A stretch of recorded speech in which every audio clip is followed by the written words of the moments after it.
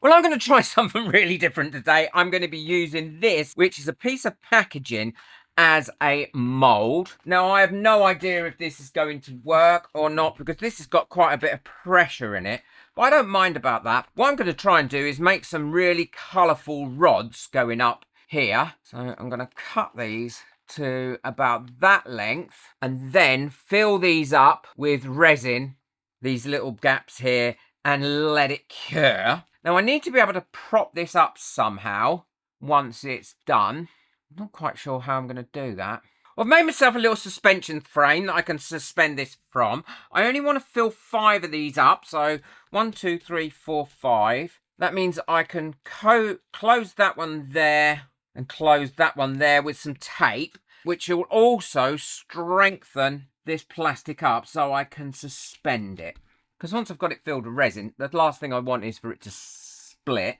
I'm also going to put some of these hole supports on as well. And these are clear, so you're not really going to be able to see them. That should help as well to ensure it doesn't split. You can get these in white or any colour. I think the tape would have probably been enough. And now what I'm going to do is use a pencil. I could use a hole punch. That's there. And now I can suspend that on there using some string. So it's really nice and strong, and all I'm using is some normal string here. I'm pushing it through the little holes I made, cutting it off, and now I should be able to suspend this from here.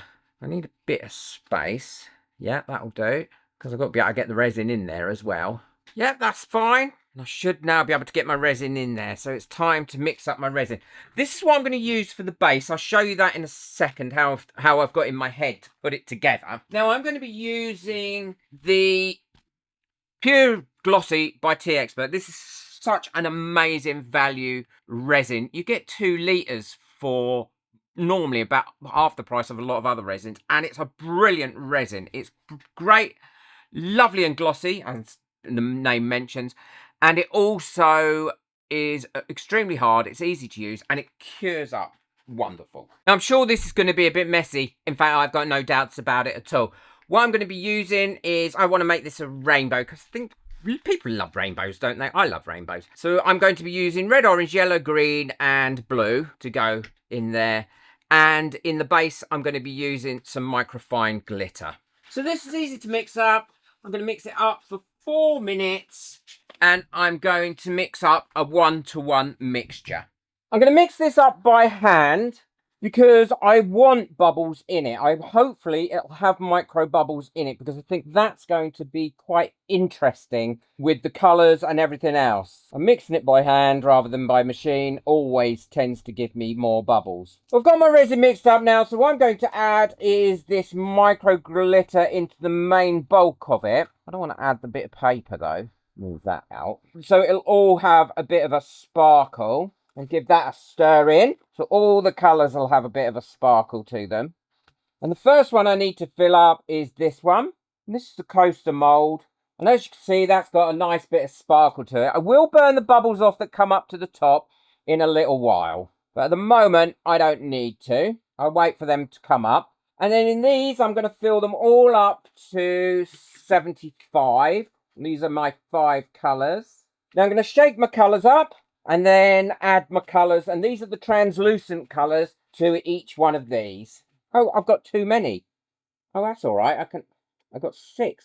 Obviously, I can't count. That means I can fill these up all a little bit more. Have a bit extra in them. So I was a bit concerned that they weren't going to be enough. So I'm going to start with the red. I will link everything I use in the description below. So don't worry if you want to get hold of anything. Then you should be able to get hold of it through my links in the description below. I don't want this to be too dark. I do want it to be a bit darker than that, I think.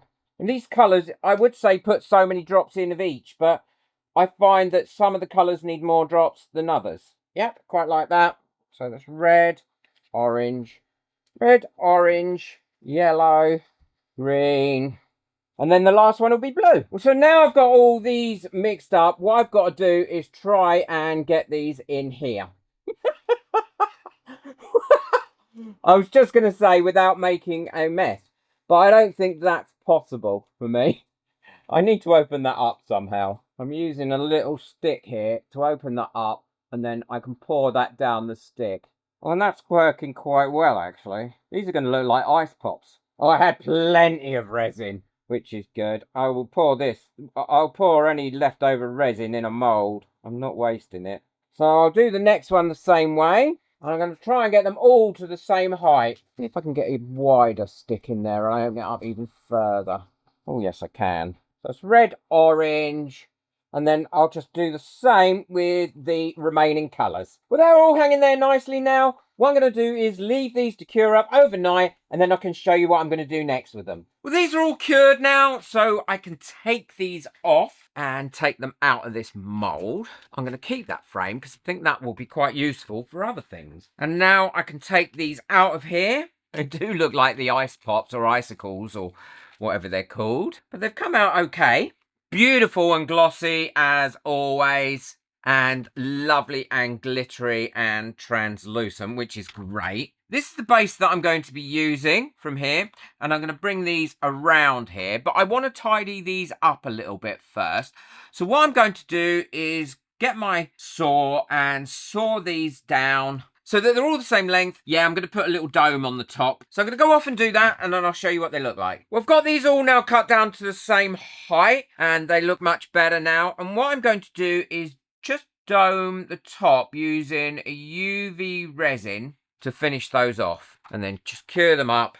I think that'll just finish them off before I put them on. I've also got some other decorations that I'm going to add to this as well.